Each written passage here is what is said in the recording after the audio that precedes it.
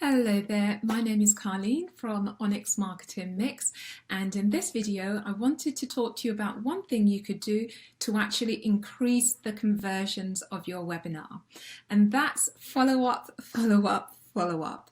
And you want to follow up with people depending on what they did on your webinar.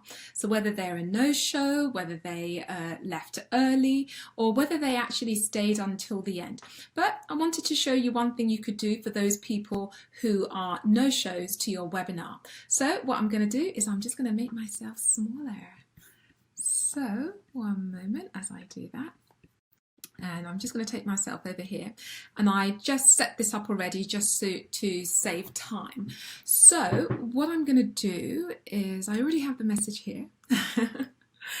And so this is a message you could send to them, and you can just use GIFs and images within Facebook Messenger just to make it fun, just to make it more engaging.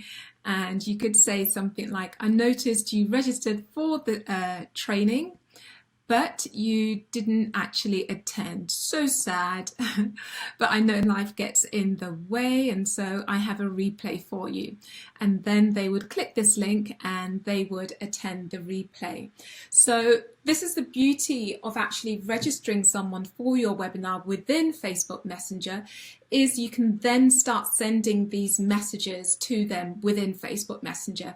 And again, the beauty is you get a much higher open rate with Facebook Messenger, 80% plus, and then 30% plus click-through rate. So people are more likely to see your message, and of course, the more likely someone is to see your message, then the more likely it is that they're going to take the action that you want them to take, and then you can actually get more conversions on your webinar.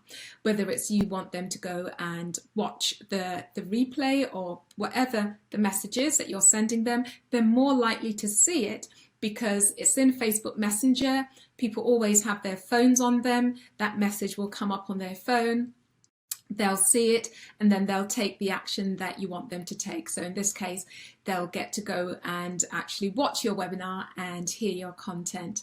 So I hope you found that useful. But again, what I would say is never just rely on one channel of communication. Definitely still do your email.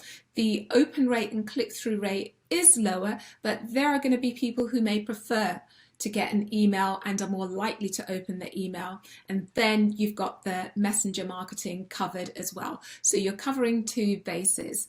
So I hope you found that useful. If you did, please tag someone, and thanks again for watching.